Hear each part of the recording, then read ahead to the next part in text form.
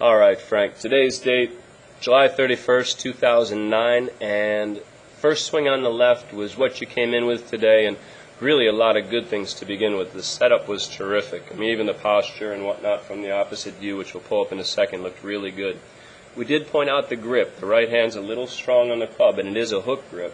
Like we mentioned, for right now, we probably won't touch it much until you actually do start hooking the ball more, as the miss today was more of a little toe hit, a little thin and out to the right with a little bit of cut to it.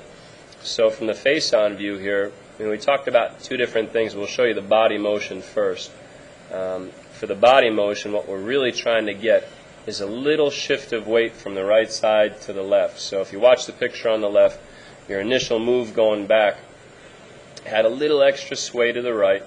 So what we did was a little body drill where you could turn the shoulders to wind up and really hold it there and feel that the weight's on the inside of your right shoe rather than the outside. You could put a chair next to you if you needed to, whatever it needs to be. But now as you move from that right foot into the left, we're really trying to get the right heel, the right shin, the right knee, the right hip, everything kicking in a little bit more into the shot. And you can see now this was the drag drill that we did over on the right. And what I mean by drag drill is we put the club back about 6 inches on the ground. Just behind your right foot's plenty. You don't have to do much more than that. And as you start to move into the shot, what I want you to do is feel that you sweep the club on the ground, but you bring the club through by moving the right hip, moving the right heel inwards, so that now your weight moves from your right foot into your left foot. So as you come through, you can see the difference now in where your weight is. It's much more on top of your left shoe than your right shoe. And look at your arms now. They're extended. It's almost as if your arms are being thrown out away from you because you're kicking into a pitch with your right hip, or stepping into a pitch with your right hip. The right shoe still could roll in a little bit more, I think. You notice how the heel kicks out? I'd love to still get the heel to lean in a touch more if we could there. You actually did it really well with this drill as well, which was kind of the impact drill. Let me show you that one. Take it back to just waist high. Braced right leg, and now move the right heel inside of the toe, and it starts to kick in. Now right there, I still think we could have more weight kicked into the left shoe. I mean, you can almost tell that it hasn't really slid much, but maybe draw a line in there so you can see it. Okay, so we braced right leg, which is much better. Now bring it back into the ball. And not bad. You see the right hip? I still think we could bump that car door shut a little bit more. If you had a chair there or something, just to give it a little more of a bump. And when that happens, the greatest thing about kicking in that right leg is that you start to get a little tilt here from the hip to the shoulder. It lowers the right shoulder down just slightly. And from there, that's where you end up seeing the biggest difference compared to this view. Like I said, setup looks really good right here. It's absolutely perfect. And even as you come back up to the top of your swing, fantastic position. But now we're looking for that little bump with the right hip or right leg. And without that, you notice how the arms and hands are coming down before the hip really starts. Well, that brings the club down a little bit to the outside above that blue line.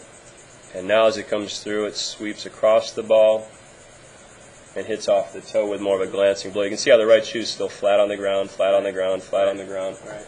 And now if we did that from the other side, with this look,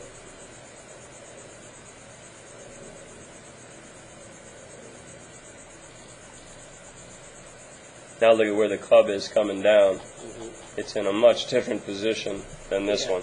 It's actually coming from the inside, which is fantastic.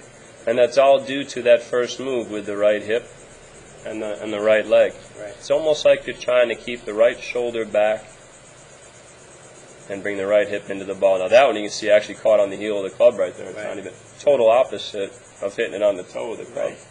But now if it swings from inside to out, now we've got a much better chance of hitting a draw or hitting a hook, than we did before. So there's the impact drill. And then as you come through,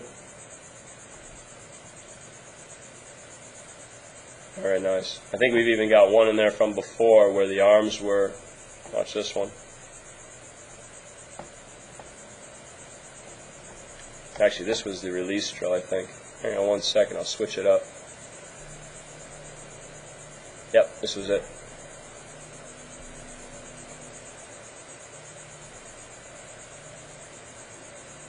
Sweep. And now look at where the club is compared to pulling it in and underneath and across. Yeah. So just getting to this position on the right, if we swung it back to our right pocket, swung it through to our left, and really work that right heel like you see here, how it's up in the air and inwards a little bit with the club pointed out. That's the key move. And you just hit balls like that. Shoot, you could hit balls like that for a half hour, and it'd be absolutely beautiful. Now, after doing that and working the body, which is really the biggest key, I still wanted you to soften up the hands and wrists a little bit, because coming out on this side on the left, you had to hold the club open if you were cutting across the ball. It's the only way to keep the ball in play. So the very last drill we did at the very end, I'll show you this one.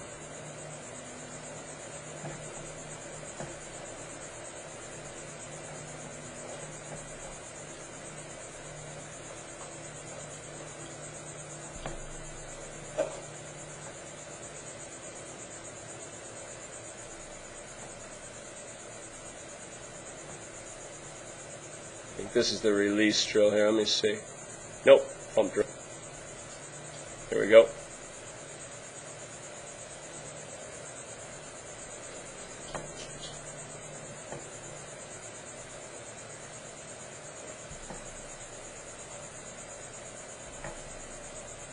Huge difference here. Watch this. We pulled your right foot back just to promote a really inside-out swing path. So now as you swung it through, we were just trying to put the right hand on top of the left, like so. And you notice with all these other shots, when you came a little bit from outside in, no release at all, and that's the chicken wing with the left elbow. So I think if we do this just in pieces, this drill on the left, you could line up 10 balls in a row, and all you do is just put the right foot a little bit behind the left, and work on swinging the right hand on top of the left one, just like so. But that path is really important, because if you don't swing from inside out, your arms are going to pull inwards. So you got to remember to swing out to the right a little bit to get that to release. And that's going to put a lot of pop on the ball just to begin with, just hitting it like that. Watch this. Beautiful. Very nice. And then combine that with that little bit of sweep drill that we did to really get the right side moving through.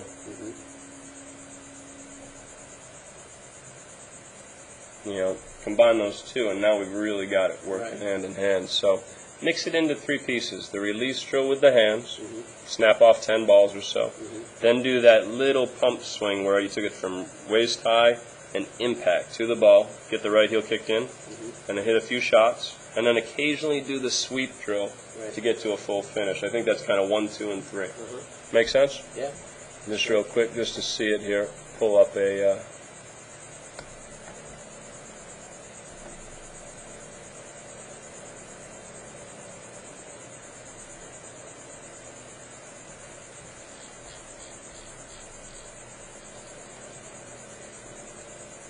See that little move with the right hip sneaking in.